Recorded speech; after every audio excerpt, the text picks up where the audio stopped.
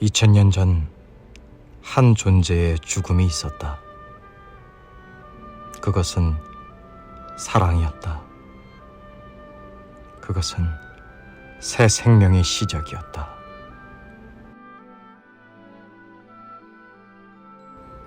(230년) 전 한 사람, 그리고 또 한 사람의 죽음이 있었다.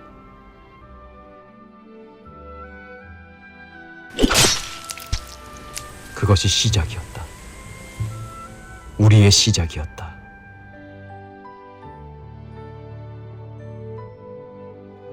초남이 이곳이었다. 우리의 이야기를 어디서부터 시작할지 고민하고 또 고민한 끝에 내린 결론이었다.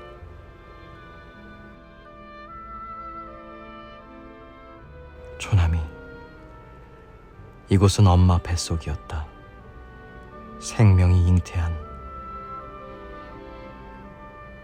초남이 이곳은 엄마 품속이었다. 언제고 우리를 안아주고 품어주는 이곳에서 발견이 있었던 건 어찌 보면 당연한 일이었다.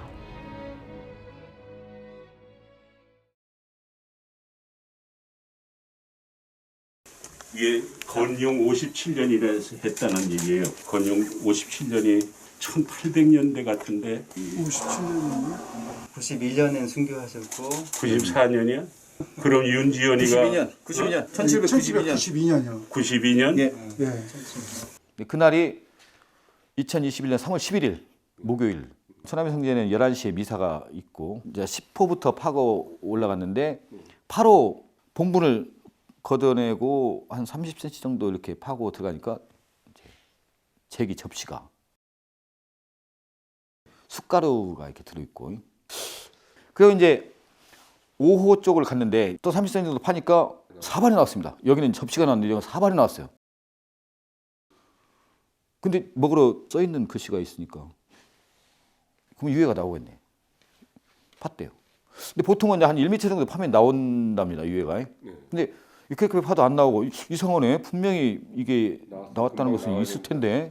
근데 한 150cm 이상 들어가니까 구멍이 빵 뚫리더래요. 구멍. 그거는 이제 지붕이 있었다는 거죠. 행대라고 해서 나무 판을 갖다 7개를 대거든요.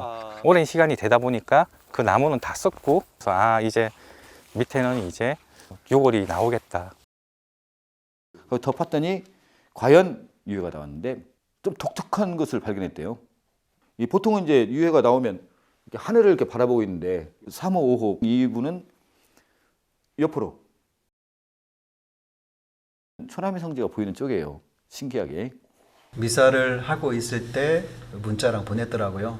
흰 그릇이 나왔는데 한문 내용을 모르겠다. 사진을 보냈어요. 성명보록, 송명지충, 윤공지미 하니까 놀래가지고 마침 제 차를 누가 빌려가가지고요. 거기까지 1km 뛰어갔어요. 수단을 입고 어디서 하면서 봤더니 선명하게 성명보록, 송명지충, 윤공지며 본해남이 보이는 것이에요. 예쁜 게 아니라 혼란스러웠어요. 나고 자라신 진산에 묻혀 계실 가능성이 있다는 소리를 어렴풋이 들었는데 왜 아무 관련 없는 이곳에서 10월 12일이네. 여기 똑같아요. 예. 10월이에요. 10월이요. 여기도 10월이구만요. 같은 날짜. 그런데 엉뚱하게 이 초남에서 이렇게 나온다는 게 더군다나 1792년에 정말 이것은 기적이에요. 예, 기적이에요. 이건 하느님이 우리들의 찾아주시자면 인간의 능력으로는 도저히 불가능한 일이에요. 그래서 즉각 주교님께 전화를 건 거예요. 그래서 주교님께서는 호남교회에서 연구소에 알려라. 그때 제주도에서 손님들이 오셔가지고 뭐 자료 좀 달라고. 근데 바로 그때 전화 왔어요. 막 흥분돼가지고 난데 지금 바우백이 우리가 이장 작업을 했잖아. 그런데 놀라운 것이 나왔어. 윤지충 권상의 복자 유해가 나왔다니까. 형님 진짜요? 거짓말하지 마요. 아니요 진짜 사발까지 있다니까. 글씨까지 있어. 그럼 유해는요? 유해도 완전히 있다니까. 지금 유해 화장터로 가는 거 막 모시러 오라고 주교님께도 지금 보호했으니까 빨리 와 지금. 여기는 이제 유해예요. 유해. 아 그래요? 예, 해수학적으로 좋습니다. 그러니까요. 뭐. 아유 나는 유해가 없는 줄 알았네.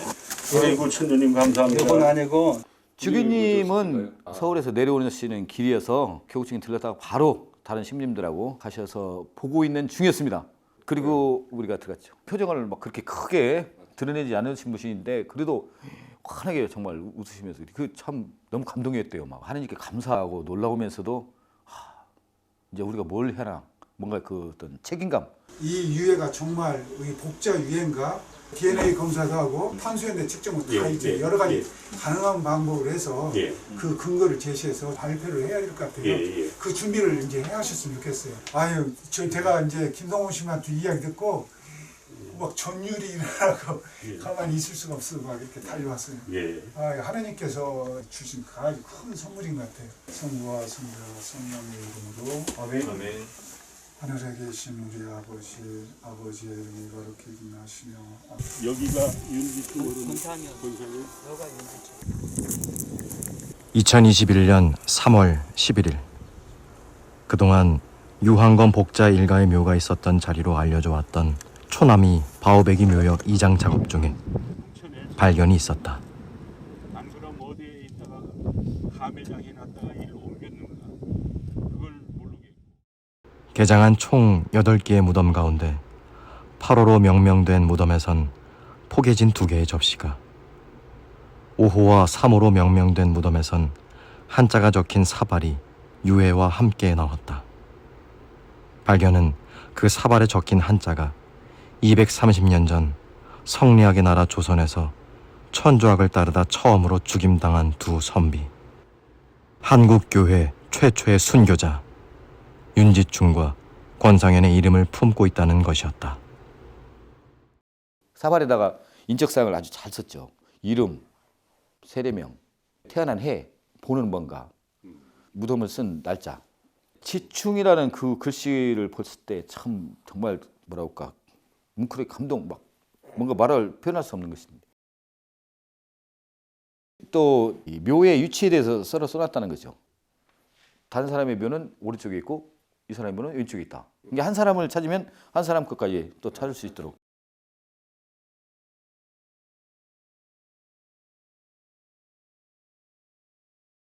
윤지충, 권상현. 역사는 그들을 1791년 11월 13일 국법에 따라 전주 남문 밖에서 참하여진 것으로 기록하고 있다. 죄목은 천주학이 참된 진리라고 거짓 선동을 했고, 제사 때 천주학을 따라 신주를 모시지 않아 부모와 조상의 시신을 훼손하는 것과 같은 행동을 했다는 것이었다.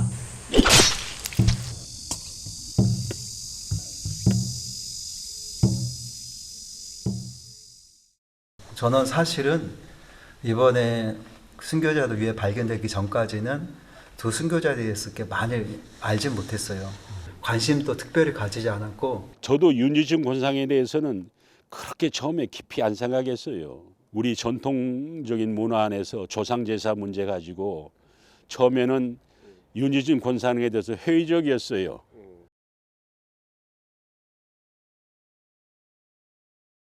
하나님의 은총으로 자유비원을 하게 된 복자 윤지충 바오로 권상에 나오고 유해 확인 및 다른 유해들에 대한 발견은 사람을 모이게 했다.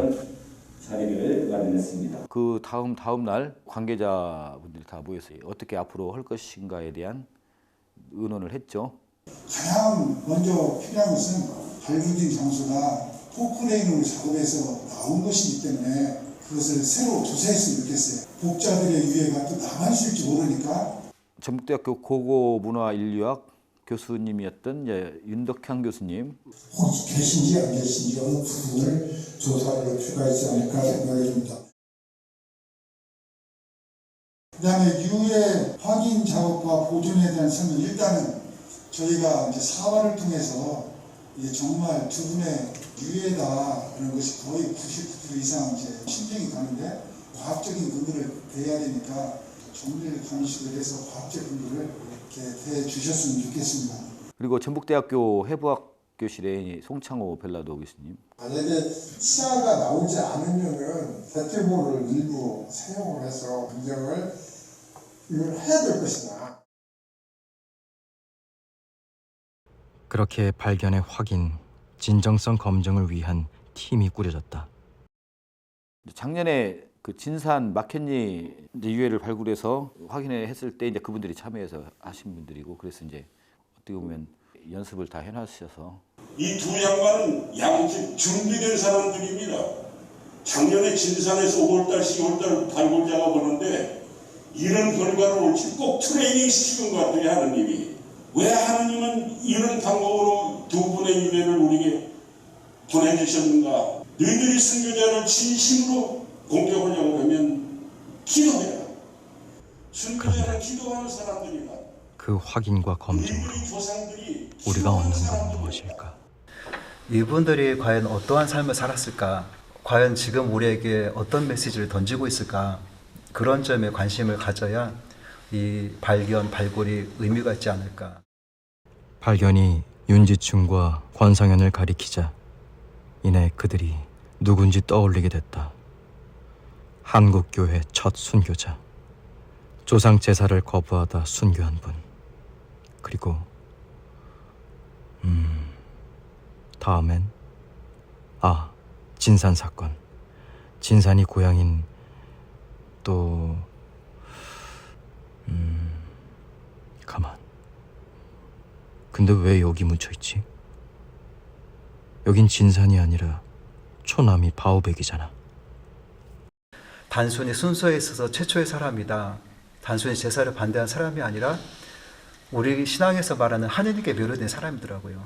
그러니까 하느님 아버지 하면은 저 높은 데 계신 좀 관념적인 분으로 받아들인 경우가 허다한데, 이분들은 그냥 하느님을 내 삶 속으로 들어오신 크신 아버지, 내 삶에서 가장 우리가 사랑하고 공경해야 될 부모로서 여겼기 때문에, 이 양반은 완전한 천주학자인데, 이 양반은 하느님 안 계시면 잠시도 살아남을 사람이 못 되는데, 그리고서 들어가서 보면 들어갈수록 내가 예수님의 일생을 읽는지 윤지충 권상인의 일생을 읽는지. 이번에 발견이 되면서 이분들이 이런 분이셨구나를 이제서야 조금씩 생각을 하게 되었어요. 부끄럽지만. 이제 제 느낌에는 하느님께서 한국교회에 주는 큰 선물이다. 선물에는 항상 사명이 있다라요. 하느님께서 이렇게. 그러나 발견은 확인이 필요하다. 그래야 하나님이 주신 선물이 무엇인지 진정으로 알 수 있기 때문이다. 그래서 발견의 진정성을 하나하나 또 차근차근 확인해 나가는 것은 중요했다. 전능하신 천주 성부와 성자와 성령께서는 여기 있는 모든 이에게 강복하소서. 바로 그 다음 월요일부터 이제 묘지 조사를 했죠.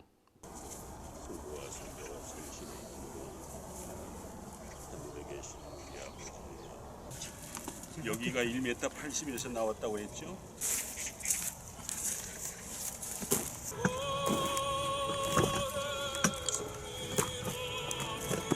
신부님은 언제부터 신자 집안인가?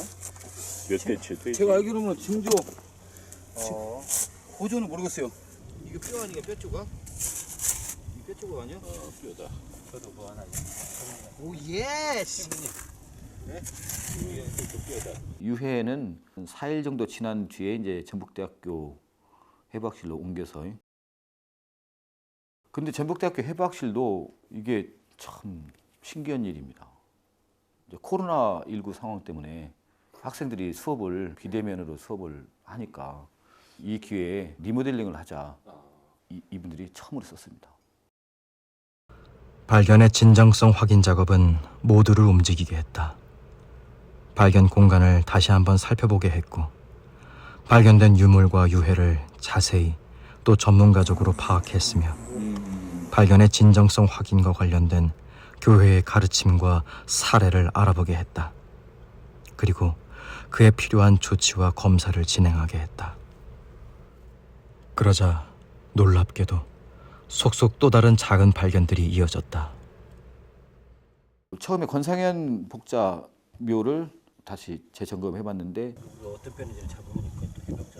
그때까지만 해도 유한검이 행세할 때니까 이렇게 모실 수가 있었던 것 같아. 엄청 깊어요. 깊어. 150cm 이상입니다. 묘 이 뒤쪽을 더 깊더라고. 한 2m 정도 이렇게. 한번 누워봤는데요. 아주 편안하고 땅이 좋아요. 땅이 엄청 좋아서 그렇게 유해가 잘 남아 있었지 않았을까 정말. 거기서 그래도 보물들 캐네. 깊게 묻은 이유는 물이 나올지 모르기 때문에 깊이 파봐야 물이 나오는지 안 나오는지를 확인할 수 있고 해코지를 할 수도 있다 누가.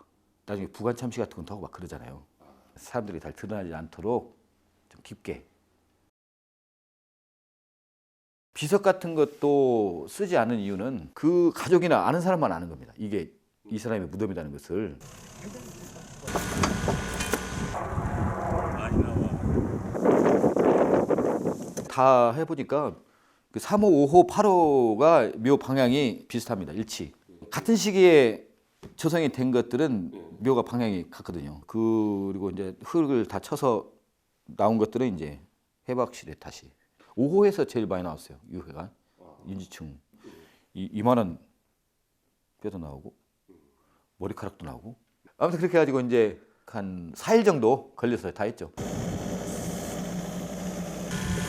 지금 나는 타로가 굉장히 관심 대상이야. 유지충 모르네. 단체자. 예방도 들어가지고 지원. 동생이니까 저 양반은 술을 좋아했어. 그 중모 신부한테 페널티를 먹어. 너 술 주의해라. 이것이 다 이제 진정성 확인을 위한 과정이죠. 묘지를 조사하는 것도 그리고 이제 그 묘지 안에서 나온 나무 조각들 관으로 썼든지 흉대로 썼든지 그것을 연대 측정을 위해서 보냈고 3호, 5호, 8호 다 사발과 그 접시의 고고학적인 편년 그런 것에서도 이제 연대적으로 확인이 되고.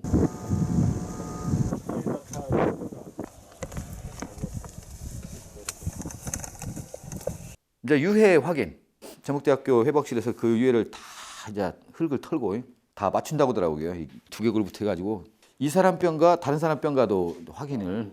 근데 이제 윤지충 복자 같은 경우에는 치아가 다 남아 있었죠. 사랑니까지. CT 촬영을 했습니다. 청소 다 마친 후에 CT. 그것은 이제 두상 제작이나 전신상 제작 그리고 이제 없어진 뼈 복원이 가능하다. 두상 제작 같은 경우는 거의 98% 이상은 비슷하게 나온다고 그 사람 모습하고. 근데 나중에 이제 세월이 흐르면 유해가 또 부식되기도 하잖아요. 그때 이제 다시 만들어낼 수 있고 제일 먼저 수행했습니다. 없어지기 전에.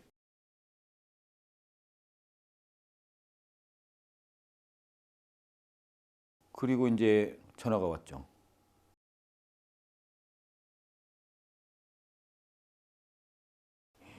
정말 놀라운 것이 이렇게 발견했다고.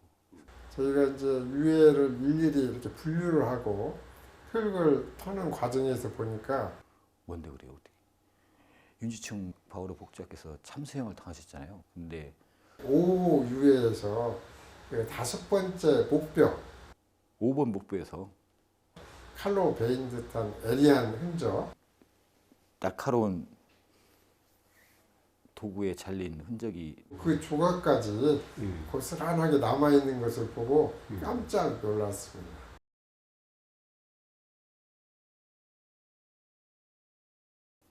야 말로만 듣던 참수형의 정말 실제적인 모습이구나. 해부학자로서 처음 봤습니다.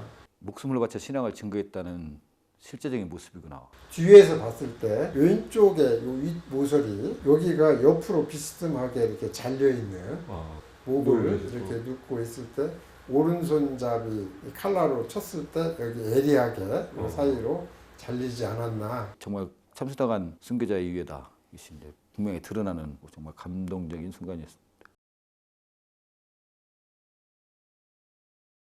윤지충과 권상현. 그들의 죽음은 끔찍했다. 그들의 죽음은 참혹했다. 그러나 무엇보다 그들의 죽음은 외로웠다. 그들을 이끈 이도 그들과 동반했던 이도 하나 없었다. 그나마 다행인 건 지충 옆엔 상현이, 상현 옆엔 지충이 계속 지켰다는 것이었다. 대단한 위로였고 살가운 배려였다. 덕분이었을까? 그들은 칼날 앞에 당당했고 죽음 앞에 의연했고 미소까지 떴었다. 처형의 흔적을 직접 보게 되니까 마음이 움직이더라고요. 아, 이게 엄연한 현실이었구나. 이분들이 하느님에 대한 사랑을 증거하기 위해서 이런 고충을 기꺼이 받아들이셨구나. 한국교회의 첫 순교자 윤지충과 권상현. 그들이 느꼈을 하느님의 사랑은 무엇이었을까? 또 그들이 그렇게 순교할 수 있었던 힘은 무엇이었을까? 그런데 그들에겐 그들의 순교에 앞서 또 신앙에 앞서 먼저 있었던 일이 있었다. 만남. 천주학과의 만남이었다. 윤지충과 권상현의 그 만남 혹은 발견은 어땠을까? 여기 그들이 직접 밝힌 증언이 있다. 그들이 살았던 시대의 왕조실록과 1850년대 박해 시기 프랑스 선교사가 전한 그들의 증언록에 따른 거다.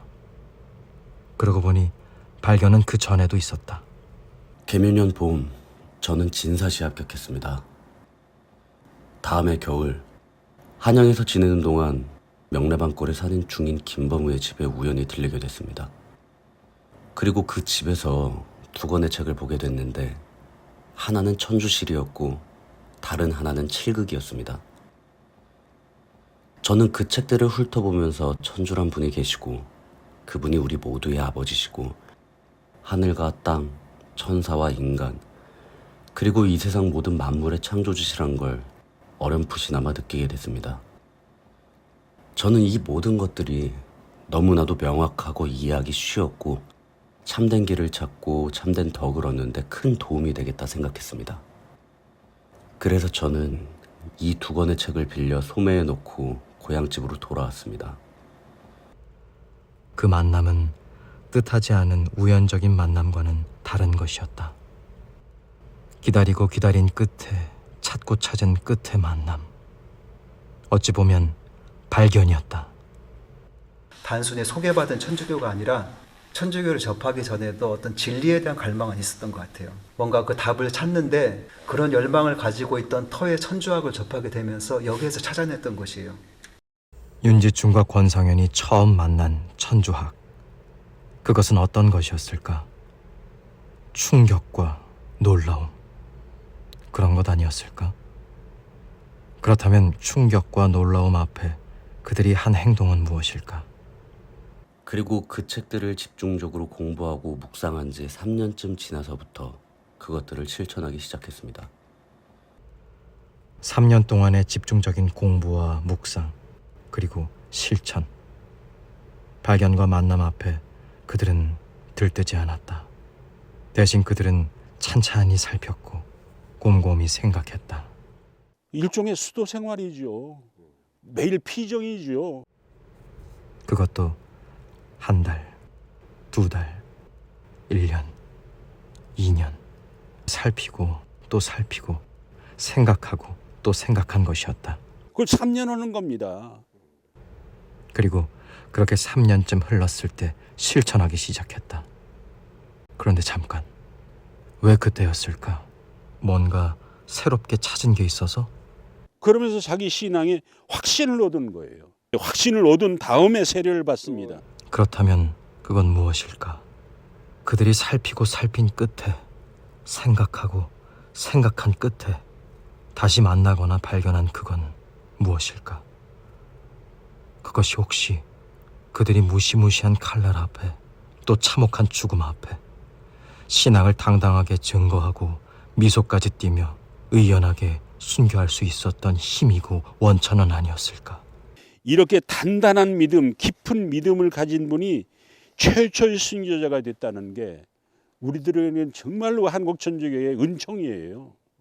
아무리 힘들고 외로워도 너무 걱정들 하지 말게나. 우리에겐 아버지 천주란 분이 계시다네.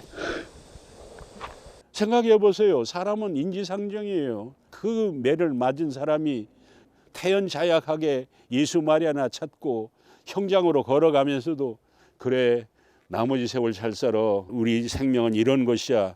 우리가 갈 곳은 여기밖에 없어. 그런 자기 믿음을 태연하게 얘기하고 갔잖아요. 돌아가실 때도 예수 마리아밖에 없어요.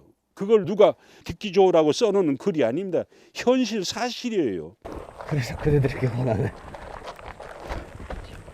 우리 아버지 천주님을 믿으세요. 아버지 천주님을 바라보. 아버지 천주님을 만나세요. 그리하면 살아서도 천국, 죽어서도 천국이라네.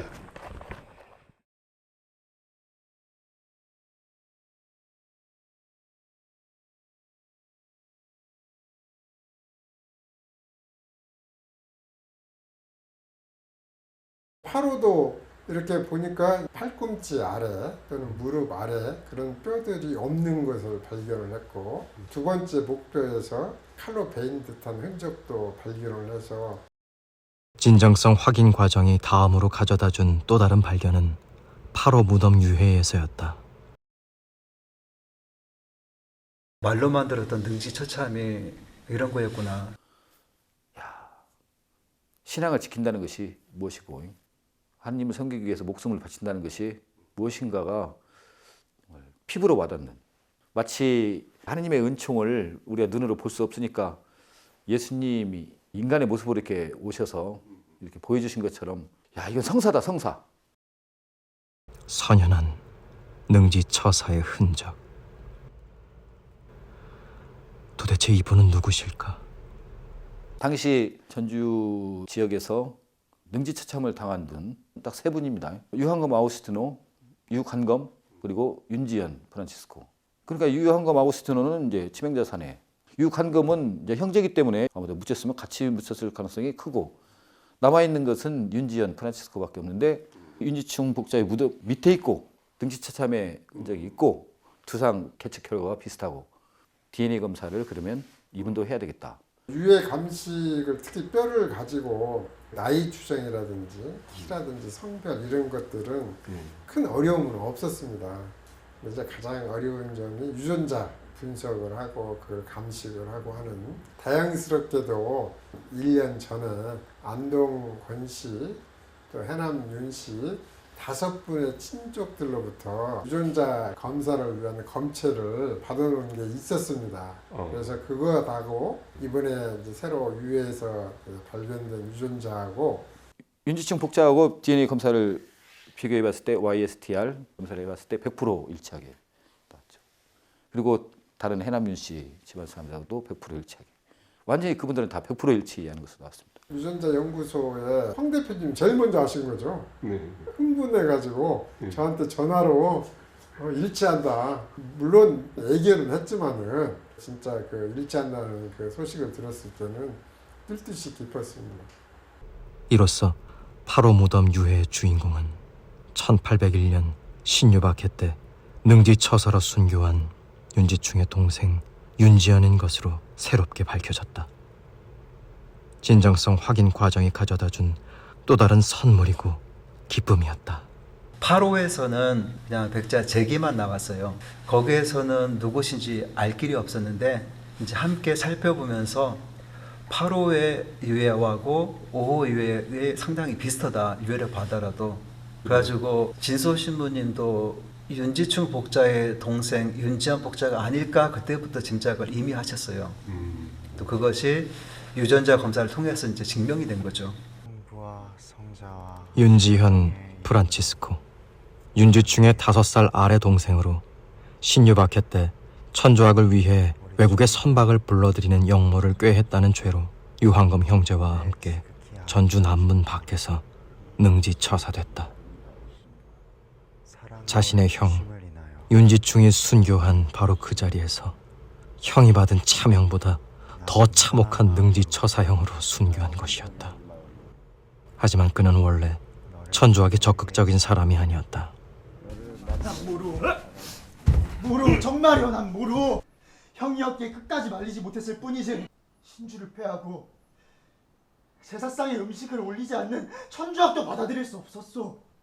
나는 천주도 모르고 천주학도 모르고 그리고 그랬던 그가 자신의 형 윤지충이 순교하고 10년 후 고산 저구리의 신앙 공동체를 이뤘을 뿐 아니라 유한검과 함께 신앙의 자유를 위해 외국의 도움을 요청하는 일에까지 참여하는 핵심 천주학도가 된 것이었다.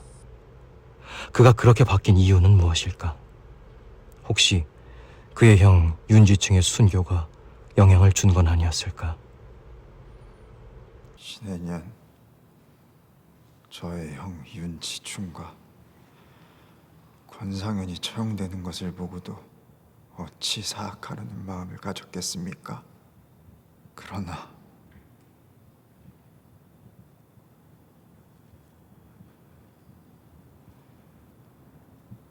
그렇게 보면 윤지아는 유한검 형제와 함께 윤지충과 권상현의 무덤을 조성한 이들 중에 한 명이 아니었을까?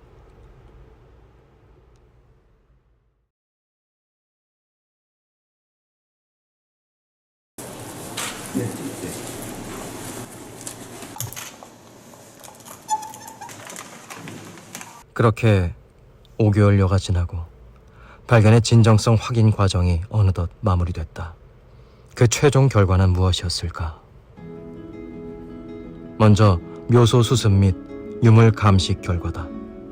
대상이 됐던 바오베기 묘역 일대 묘소 중 순교자와 관련이 있는 묘소는 3호, 5호, 8호로 확인됐다. 그리고 그 묘소들은 유해 안치 방향도 일치해 비슷한 시기 조성됐을 것으로 추정됐다. 그중 3호는 직경 3m에 깊이는 남북으로 각각 1m와 1.5m 이상이었으며 목관과 횡대를 사용해 유해를 매장한 것으로 보였다.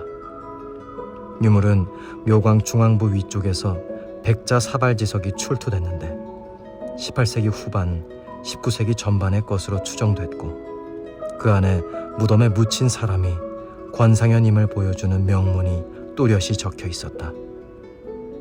특이한 건 옆면에 윤지충의 묘가 오른쪽에 있음을 알리고 있다는 것이었다. 또 묘광에서는 치아 등 약간의 유해 그리고 목관과 횡대로 쓰였을 것으로 보이는 나무 조각들이 수습됐는데 나무 조각들은 방사성 탄소연대 측정 결과 1780년과 1800년 사이의 것으로 파악됐다.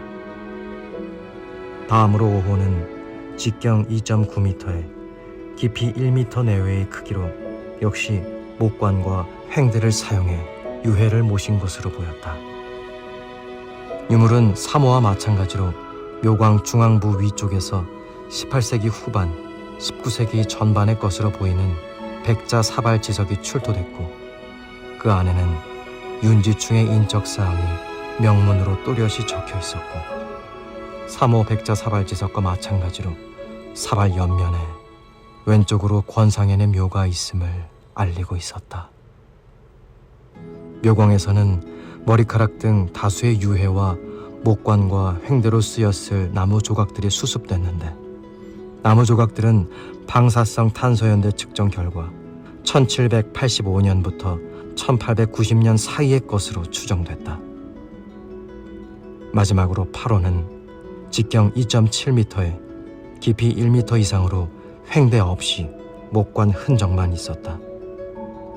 유물은 묘광 중앙부 위쪽에서 19세기 전후의 것으로 추정되는 백자 제기접시 2개가 어떤 글씨도 없이 숯을 품은 모습으로 출토됐고 묘광에서는 목관재가 수습됐는데 방사성 탄소연대 측정 결과 1780년부터 1890년 사이의 것으로 판정됐고 백자 제기접시에서 나온 숯가루는 19세기 전후의 초본유로 추정됐다.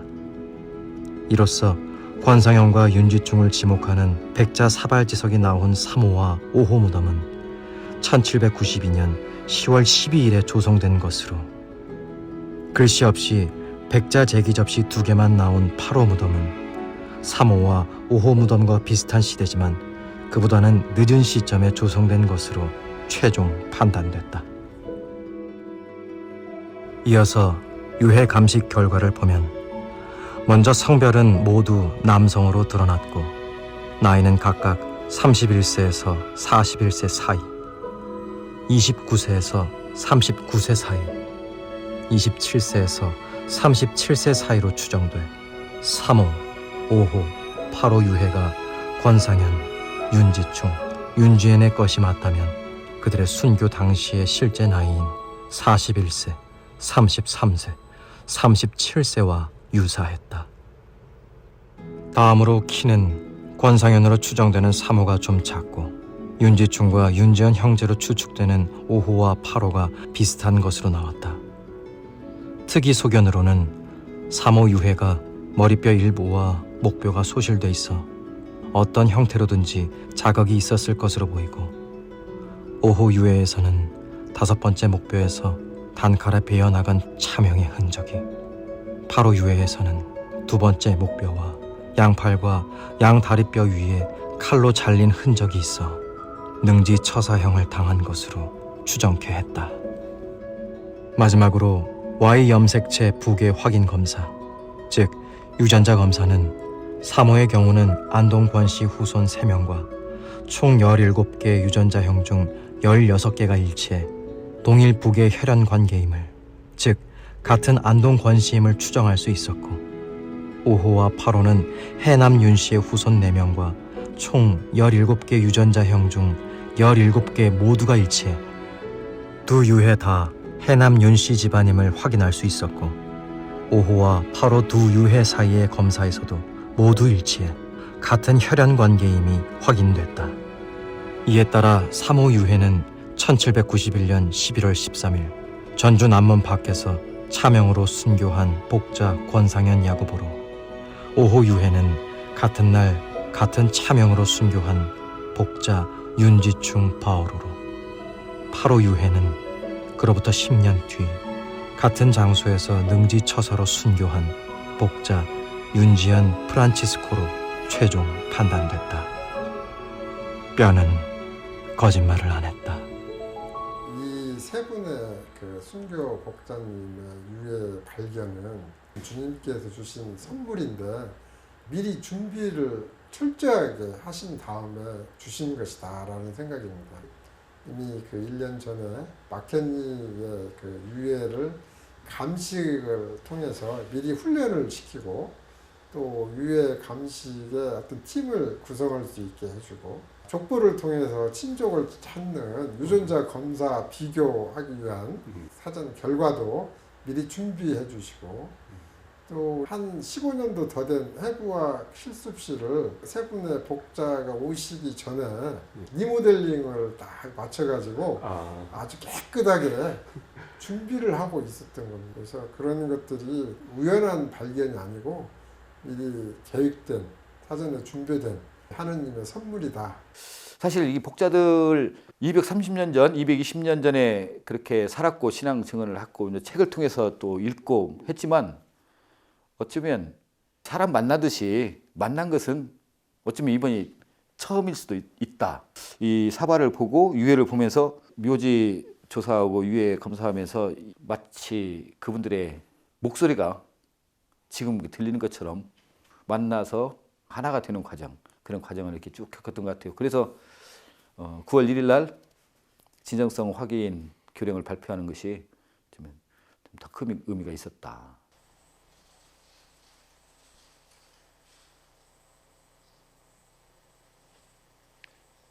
본인 김선태 주견은 2021년 3월 11일과 그 이후에 발견된 복자 추정 세 분의 유해에 대한 해부학적, 고고학적 정밀 감식을 요청하였습니다. 연구 결과 세 분의 유해가 순교복자 윤지충 바오로, 권상현 야고보, 윤지연 프란치스코의 유해로 판명되었습니다. 교회법적 절차에 따라 모든 증거를 검토한 결과 교회 법원은 윤지충 바오로, 권상현 야고보, 윤지연 프란치스코의 유해가 확실하다고 선고하였습니다. 이에 본인 김선태 주견은 이 유해들이 한국 최초의 순교자 복자 윤기충 파오로와 권상현 야고보, 신유학계 순교자 복자 윤지연 프란치스코의 유해라고 선언하며 이에 반대되는 모든 것을 배척합니다. 한국 천주교 성월의 첫날인 오늘 정말 뜻깊은 유해는 연극입니다. 복자 윤지충 바오로를 비롯해 복자 권상현 야고보, 복자 윤지헌 프란치스코의 유해가 발굴됐다는 소식입니다. 긴 과정이었지만 필요한 과정이고 정말 은혜로운 과정이었다 생각이 들고, 그런 고고학적인 조사 또 해부학적인 조사를 했기 때문에 참수형의 어떤 흔적, 그것을 또 분명하게 확인할 수 있었고, 그냥 사라질 뻔했던 윤지연 프란치스코 복자의 유해를 확인할 수 있었다. 참 더 감동을 많이 받는 것 같아요. 그런 조사 결과가 없이 그냥 그렇다고 하면 그 의미가 좀 떨어질 텐데, 이런 모든 과정들을 다 거치고 나서 이렇게 발표하고 실제적으로 공개하도록 하니까. 유황검 일가의 무덤 턴 줄 알았던 초남이 바오베기에서 발견된 새 순교자의 유해. 그 유해들이 다시 초남이로 돌아왔다. 그러나 이번엔 바오베기가 아니라 교리당이었다. 유황검이 신앙을 알리고 전하기 위해 특별히 마련한 공간이 있던 곳이었다. 왜 여기였을까? 초남의 성지가 우리 생가터, 교리당, 바오베기로 이루어져 있어요. 세 곳을 아우러서 초남의 성지라고 부르거든요.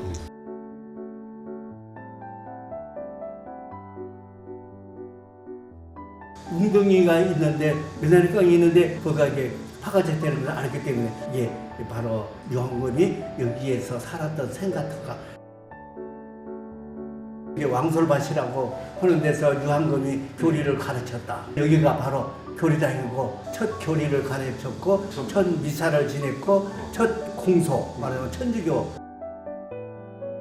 최남리 바오베기에 유황검이 묻었던 자리가 그 자리라고, 옛날 천주교 무덤 자리라고. 그러니까 그냥 십자가를, 크게 십자가를 하나 세우고 적은 십자가를 또 이렇게 무덤 앞에서 이렇게 세우고, 바로 유황검의 피가 흘려 있고 유황검의 살이 거기에 썩혀져 있지 않냐. 내가 어렸을 때 김현배 주교님이 초남의 성지 약 30리 떨어진 곳에 유황검이라는 신자가 있었고 동정부부가 살았던 옛날 생가터가 거기에 있는데, 거기에 기와장이 지금도 가면 기와장을 찾을 수 있다. 그 어렸을 때 들었던 얘기가 그렇게 생생하게 기억이 사라지질 않았었어요.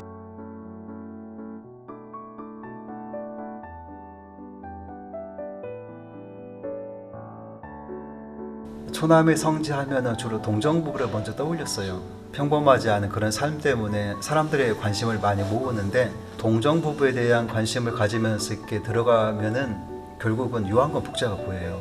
이분들이 그런 삶을 살아난 어떤 배경으로서, 아, 유황검 복자가 이 초남의 삶의 바탕이었구나. 유황검 아우구스티노. 이번 윤지충 복자하고 또 권상현 복자, 그다음에 윤지현 복자 세 분이 다 유황검 복자의 외가 사촌들이잖아요. 그는 윤지충의 이종 사촌이었다. 두 사람의 엄마가 자매였다. 그리고 권상현은 외종 사촌이었다. 엄마의 오빠의 아들이었다. 집은 초남이었다. 윤지충과 권상현과 윤지현이 살던 진산과는 이틀거리였다. 과거의 사촌은 형제와 같았거든요. 혈육으로도 가까운 사이뿐만 아니라 신앙에서도 동지였기 때문에. 그는 또 부자였다. 하루 종일을 걸어야 자기 땅을 겨우 벗어날 수 있을까 말까 했다. 그렇다고 땅만 많은 부자가 아니었다. 덕도 많고 베풀기 좋아하는 마음도 넓은 부자였다. 조선 전역의 최고의 부자, 가장 많이 가진 사람, 다 가진 사람이었죠. 세상적 의미로 볼 때 본인과 본인 어떤 자손만 여유롭게 살면 다일 수도 있는데 불구하고 그의 관심이 세상을 향했어요. 세상 사람들에게 어떻게 이 하느님의 좋으심 뿐만 아니라 이 세상에서 필요한 것도 나눌 수 있을까. 그러니까 마음이 굉장히 넓으신 분이었죠. 그런 유황검이 윤지충과 함께 또는 윤지충과 동시에 천주학을 만났다. 만나자마자 당시 최고의 천주학 학자를 찾아가 교리를 공부했고 세례를 받았다. 그러고는 바로 초기 한국 교회의 지도자가 되고 호남의 사도가 되어 누구보다 열심히 신앙을 실천했고 알렸다. 평상시에 적극적으로 사람들과 나누고 살았기 때문에, 그러니까 평상시에 탐욕에 빠지지 않고 가진 것을 나누는 복자의 삶에 매료된 사람들이 복자가 복음을 전할 때 기꺼이 응했던 거예요. 또 양반이었잖아요. 근데 여종의 남편을 봐도 형제처럼 됐대요. 그러니까 신분제도가 확실하던 그 시절에 종들을 똑같은 형제로 바라볼 수 있다는 것은 사실 놀라움이거든요. 또 한 가지 놀라운 것은 뭐냐면은 가정 안에서 복자의 삶이에요.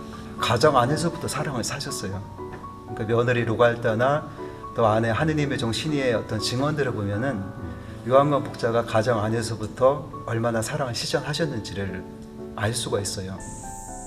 그랬던 그였는데, 그렇게나 투철했던 그였는데 1791년 그는 천주학 따르기를 잠시 주춤하게 된다. 물론 이유가 없었던 건 아니었다. 천주학의 유교식 제사 금지령, 조선의 천주학 금지령. 그럴 이유는 충분하고 타당했다. 그리고 다른 이들도 그땐 다 그랬다. 모두가 다. 그런데 뜻하지 않은 데서 예외가 나왔다. 진중한 동생이라 누구보다 사랑했고 항상 공부하는 동생이라 존경하고 따랐는데 단 하나의 예외가 그 동생에게서 나왔던 것이다. 그 동생을 늘 그림자처럼 지켜주고 지지해주던 상현 형님과 같이. 뭐지? 충격이었다. 엄청난 충격이었다. 왜 그렇게까지? 제가 만일 살아서건 죽어서건 가장 높으신 아버지 천주를 버린다면 그 어디를 가고 그 무엇으로 살 수가 있겠습니까? 이놈! 네가 천주를 버리면 살고 버리지 못하면 죽는다는 것을 정녕 모른단 말이냐? 그래 좋다. 맞다. 그렇다. 그랬다. 그것이 맞고 그들이 맞았다. 우리는 그분을 배반하고는 그 어디를 간다 해도 그 무엇이 있다 해도 살 수가 없다.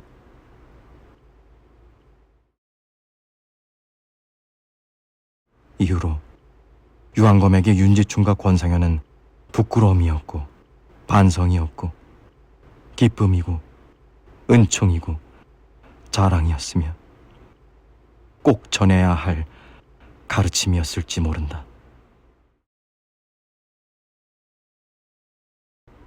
그래서 유한검은 그들을 자신의 땅 중에 물이 가장 잘 빠지고 흙이 가장 좋은 바오베기에 깊이 모셨고 그들이 직접 남긴 증언록을 이후의 기적 이야기까지 낱낱이 정리했고 그들의 피가 묻은 수건과 함께 국내로 국외로 널리 알렸던 것은 아닐까. 윤지충의 피부치 동생 윤지현과 함께 말이다.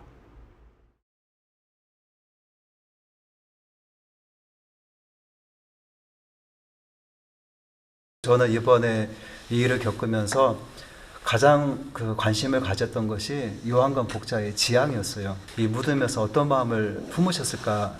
언젠가 신앙의 자유가 주어질 때 우리 신앙의 후손들이 이 묘를 찾아내서 백자사발지석의 내용을 보고 이분임을 알아서 널리 첫 순교자들을 알리길 바라셨을 거다.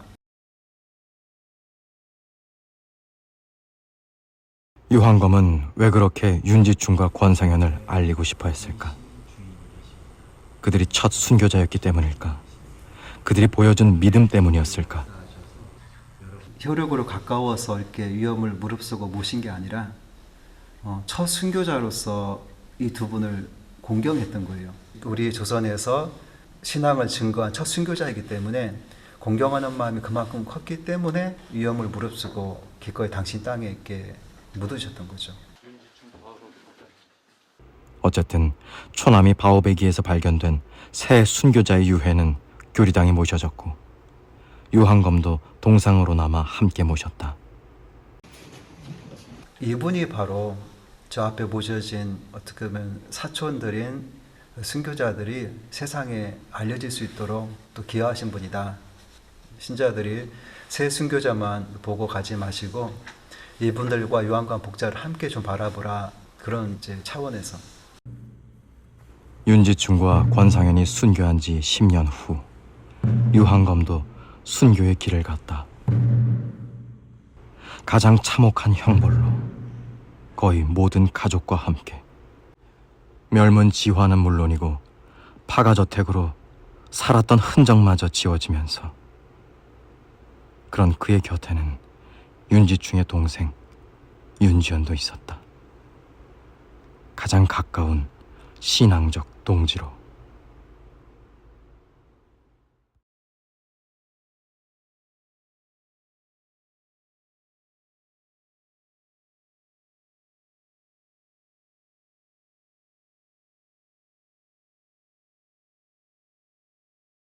신유박해 때 같이 능지처참으로 순교했지만 유한검 가족은 따로 하고 윤지연은 윤지충의 동생이니까 거기에 모신 것은 아직 그때까지는 다 알고 있었던 거예요. 유한검 일가족이 다 그렇게 다 되고 유배가고 다 했지만 신자들이 남아있는 신자들이 알고 있기 때문에 윤지연을 거기다 모신 거죠. 그 뒤로도 어떻게든지 아는 신자들이 있었을 것이고 이렇게 이제 전해지고 어떤 경로를 통해서. 이후 유한검의 묘는 1914년 일제 강점기 때 그 일대를 소유하게 된 일본인에 의해 파헤쳐질 위기에 놓이면서 그 소식을 전해들은 보든의 신부에 의해 치명자산으로 옮겨졌고 윤지연을 비롯한 윤지충과 권상현의 묘는 이름 모를 신자들에 의해 기억되고 전승되다 유한검 생가터를 찾고 교리당을 찾고 원묘터까지 찾아 가꾸려 했던 후손들에 의해 230년 또 220년 만에 우리 앞에 나타났다. 우린 유한검을 찾았는데 유한검은 자기 대신 윤지충과 권상현을 보여준 것이었다.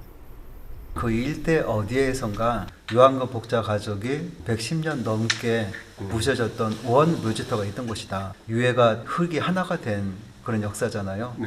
거기를 우리가 잘 이렇게 단장하면은 언젠가 주변에서 우리 신앙의 선조의 어떤 흔적을 찾아낼 수 있겠다. 그래서 이제 관련 기관과 접촉을 했고 매입을 하려면은 분명히 묘의 모양을 갖추고 있기 때문에 발굴을 해야 된다고 그랬어요. 합법적인 발굴 업체에다가 의뢰해서 그러니까 우리가 발견하였다. 발견의 주체가 우리가 아니라 발견되었다. 그러니까 하느님의 손길을 느끼는 부분이죠. 누군가 팔려고 시도하거나 공사도 할 수 있을 법한데 조금 더 훼손되지 않고 220년, 230년 보존되고 유지된 것은 정말로 작은 일은 아닌 것 같습니다. 그러고 보면 이번 발견은 결코 우연만은 아니었다. 오랜 기다림과 간절한 기도의 결과였는지도 모른다. 시간을 초월해 첫 순교자를 알리려 했던 유한검과 멸문지화를 당하고 파가저태까지 된 유한검의 흔적을 되살리려 한 후손들의 기다림과 간절한 기도의 결과였는지도 모른다. 그런데 유한검은 살아서도 죽어서도 왜 그렇게 윤지충과 권상현을 알리고 싶어 했을까? 하는 섭리에 따라서 순교자들을 이렇게 지혜롭게 모시고 또 후대를 위해서 백제사발지석이라는 어떤 그 표지도 이렇게 남겨놓음으로써 시간은 지났지만 우리가 첫 순교자를 찾게 되었잖아요. 그러니까 모든 이런 사건들 안에서 유한검 복자 어르신의 손길이 만날 수 있지 않을까. 그 초남이에 새 순교자의 유해가 안치됐다. 이 초남이 성지는 한국 최초의 순교자 복자 윤지충과 권상현 그리고 신유밖의 순교자 복자 윤지연을 200년 이상 고이 모셨던 역사적인 자리입니다. 그리고 호남의 사도 유한검과 그 가족들도 100년 이상 묻혀 계셨던 소중한 자리입니다.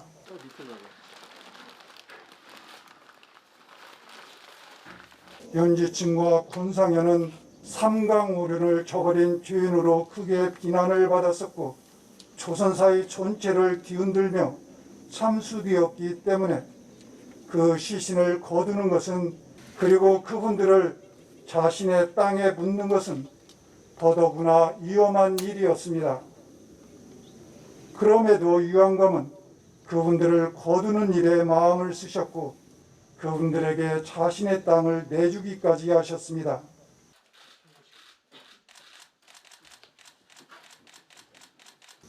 이렇게 최초의 순교자들을 자신의 땅에 정성껏 모시고 돌보시던 유한검의 모습을 똑똑히 지켜본 교우들이 1801년 휴유박해 때 순교한 유한검과 그 가족들을 역시 바오베기에 모셨고 윤지현 프란치스코를 형 윤지충의 묘 밑에 모셨습니다. 이때는 대역주인으로 처형되었기 때문에 그분들을 모시기가 더더욱 어려웠습니다. 그럼에도 그분들을 그렇게 모셨던 것은 초남이 교우들이 이미 깊은 신앙을 통해 서로 형제애를 굳게 다지고 있었기 때문입니다.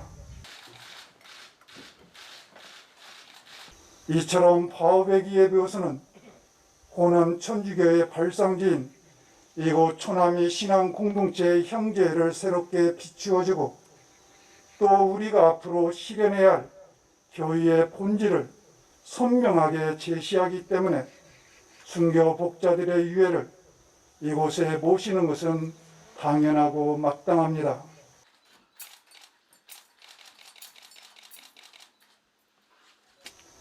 유한검은 신분과 남녀노소를 가리지 않고 각지에서 찾아온 사람들에게 교리, 곧 신앙의 진리를 가르쳤습니다. 바로 이 교리당에 우리는 순교 복자들의 유해를 모십니다. 순교 복자들의 유해는 이곳에서 존재 자체로 신앙의 진리를 가장 호소력 있게 전하고 있기 때문입니다. 목숨까지 바치면서 신앙의 진리를 증언하고 있기 때문입니다.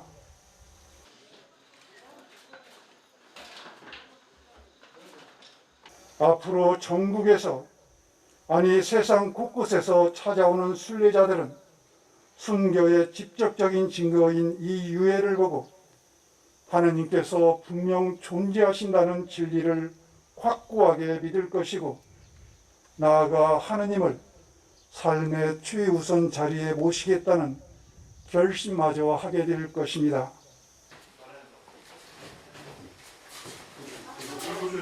사랑하는 교우 여러분, 이 유해 앞에 머물러 기도하며 이 유해에 담겨있는 하느님의 메시지에 귀를 기울입시다.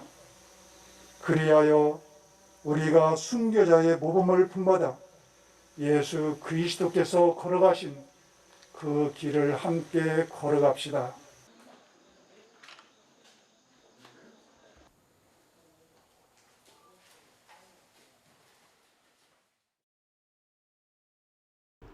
다시 초남이, 230년의 역사를 모두 보고 있었을 초남이, 아무 말 없이 그냥 가만히 지켜만 보고 있었을 초남이, 그러면서도 우리를 계속 지켜줬을 초남이.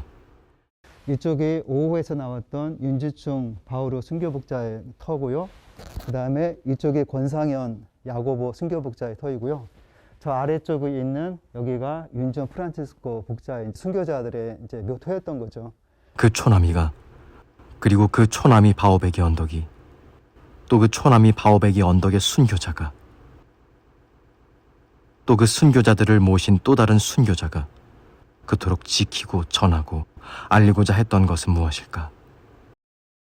윤지충 그분이 공술기에 쓴 내용이 참 읽으면 읽을수록 감동적인데, 이 첫 대목에 소망에 대해서 썼어. 희망에 유학자로서 임금께 충성하고 부모에게 효도하고 형제들 간의 우애를 지키는 것으로 한정되어 있었습니다. 그런데 다 이제 공술기를 마무리 지으면서 마지막에는 인간의 본질과 하나님에 대해서 알게 된 이후 작은 소망은 덕을 쌓고 하나님의 합당히 섬기는 것으로 족합니다. 소망에 대한 것을 바꾼 것을 볼 수가 있는데 존재 자체를 새롭게 인식한 것이 아닐까 생각을 해요. 하나님을 아버지라고 이렇게 솔직히 그렇기 때문에 목숨을 또 바칠 수 있었지 않았겠나 싶어요. 그냥 하나님이 친구나 스승이나 뭐 이런 관계였다면 그렇죠. 나 살라고 그냥 할 수 있는데 부모님인데 어떻게 배반을 시켰습니까? 부모님 안 되죠. 예수의 삶도 아버지 신앙 아닙니까? 우리 동양으로 말한다면 효신앙이에요. 윤지충도 효신앙입니다. 유교가 가리키는 효의 사상을 윤리를 그대로 하느님한테 옮겼어요. 자기의 살과 피를 만들어준 유교의 사상을 승화시켜서 복음화했다는 게. 내가 어떤 죄를 짓든 뭘 아무튼 그냥 아유 저놈 낳고 내가 미역국을 먹나 할 정도로 그렇게 우리가 살고 있다 하더라도 하나님 우리를 버리지 않는 것처럼 그렇듯이 우리가 어떤 상황에서든지 하나님을 버릴 수 없는 것도 그 부모인 게 하나님은 우리 부모입니다. 그러니 어떻게 배반하라는 겁니까? 이거죠. 그것을 많은 선교자들의 모습에서 보는 것은 처음으로 윤지충 목자 이분이 그 고백했던 신앙하고 똑같다. 그분은 절대 혼자 살으신 분이 아닙니다. 늘 하느님하고 같이 걷고 같이 숨쉬고 같이 땀을 흘리고 같이 일하셨던 분이지. 이 목자들을 통해서 하나님께서 주시는 말씀은 그거구나. 하느님 선택 외에 뭐 다른 것이 있겠는가? 그거. 각자가 정말 윤희충처럼 매일 깊이 생각하고 깊이 묵상하면서 하느님이 정말 나와 함께 살아계시다. 나는 하느님의 숨소리를 듣고 내 숨소리 안에는 하느님의 숨소리가 포함되어 있다는 그런 믿음으로 사는 이 생활, 그렇게 살지 못하는 제 자신이 부끄럽게 짝이 없습니다만 우리들이 그렇게 살잖아요. 하느님이 자비와 사랑과 용서, 그걸로 우리 살고 있잖아요. 그게 우리 생활의 숨입니다. 초남이에서 또 그 초남이 바오베기 언덕에서 또 초남이 바오베기 언덕 새 순교자가 남긴 뼈에서 우리가 만나고 발견한 건 무엇일까? 뼈일까? 그 뼈의 주인공인 순교자일까? 아니면 그 순교자가 보여준 믿음일까? 아니면 그 믿음의 상대인 진리일까? 그런데 진리 없이 믿음이 있을 수 있는가? 진리 없이 순교는 있을 수 있는가? 그리고 진리 없이 뼈는, 아니 우리 존재는 있을 수 있는가? 그렇다면 뼈도 순교자도 믿음도 결국은 그 진리 하나를 가리키는 것 아닌가? 그렇다면 그 진리는 도대체 무엇인가? 여기 우리 조상 가운데 그 진리를 처음으로 증언한 분의 말이 있다. 그 말은 어쩌면 유한검이 그토록 간절하게 우리에게 전하고 싶어 했던 메시지인지 모른다. 먼저 천주는 누구시고 우리는 누구인가? 천주는 진리이시다. 하늘과 땅 사이에 태어나는 사람은 모두 그 살과 피를 부모로부터 받는 것 같지만 실제로 그것을 주시는 분은 천주이십니다. 그리고 진리이신 천주는 내 아버지시다. 또한 사람은 모두 육체와 영혼이 결합되어 있는데 그것을 결합하신 분 역시 천주이십니다. 그래서 나는 살아서도 죽어서도 아버지 안에 있고 아버지께로부터 와서 아버지께로 간다. 그렇다면 우리는 천주를 어떻게 섬기고 사랑해야 할까요? 먼저 10계명입니다. 하나, 한 분이신 천주를 흠숭하여라. 둘, 천주의 이름을 함부로 부르지 마라. 셋, 주의를 거룩히 지내라. 넷, 부모에게 효도하라. 주석으로는 임금은 온 나라 백성의 아버지이고 수령은 한 고을 백성의 아버지이므로 똑같이 공경해야 한다고 나와 있습니다. 다섯, 사람을 죽이지 마라. 여섯, 간음하지 마라. 일곱, 도둑질하지 마라. 8. 거짓 증언을 하지 마라. 9. 남의 아내를 탐하지 마라. 10. 남의 재물을 탐하지 마라. 다음으로는 7 성덕입니다. 1. 교만에 대적하는 겸손. 2. 질투를 대적하는 애덕. 3. 분노를 대적하는 인내. 4. 인색을 대적하는 자선. 5. 탐식을 대적하는 절식. 6. 음란을 대적하는 금욕. 7. 태만을 대적하는 근면입니다. 우리는 이 10계명과 7 성덕을 실천함으로써 천주를 섬기고 사랑할 수 있는 것입니다. 그리고 나는 아버지만 계시면 된다. 아버지만 따르면 된다. 거듭 말씀드리지만 저는 신앙을 따른다는 이유로 제 양반 신분을 박탈당한다고 해도 천주께 죄를 짓고 싶진 않습니다. 내가 아니라 아버지를, 세상이 아니라 아버지를 성모님의 순명으로, 예수님의 모범으로. 마지막으로 저는 양반가에서 태어나 하늘과 인간, 임금에 대한 충성과 부모를 향한 효의 원천을 이제서야나마 대략적으로 파악한 사람입니다. 저의 작은 소망은 다만 덕을 닦아 그 모든 걸 가르쳐 주신 천주님을 합당히 섬기는 것입니다. 설령 이로 인해 제가 가진 모든 것을 잃는다고 하여도 저는 그것으로 족합니다.